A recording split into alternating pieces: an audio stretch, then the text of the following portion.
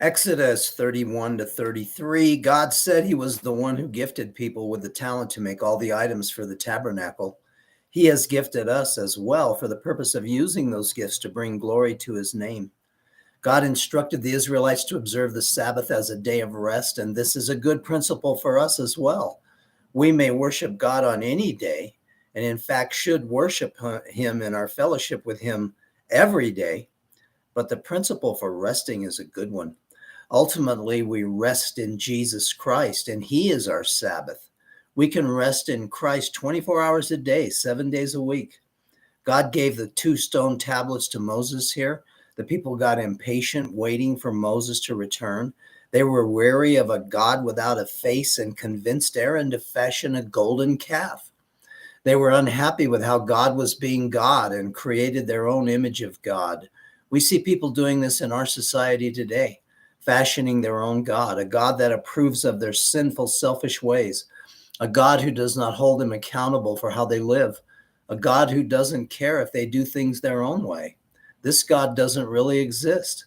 This God is an expression of the world, the devil in the flesh. Are we submitted to the real God and his way of doing things? Are we submitted to the God of the Bible? This leader gave in to the whims of the people rather than remaining obedient to God. Some think sexual frenzy accompanied their celebration, which may have been influenced by their experience in Egypt. God was ready to destroy them, but Moses, a type of Christ, interceded on their behalf, and God relented. When Moses arrived and saw this for himself, he threw the tablets down, breaking them. The law had been broken. The sons of Levi gathered together with Moses, and about 3,000 men fell that day. Those who persisted, possibly. God told Moses he would not go with the obstinate people as they continued to the promised land, for fear he might destroy them. Moses, who had spent intimate time with the Lord, said he wasn't going anywhere without him. This is a wonderful picture of what is really important. It's not about where we are going, what we are accomplishing, or what our agenda is. It's about the relationship and fellowship with God, with Christ. Regardless of what's on the schedule for us today, the best thing about it is that we're going to be in intimate fellowship with Christ as we go. Matthew 22, 1 through 22.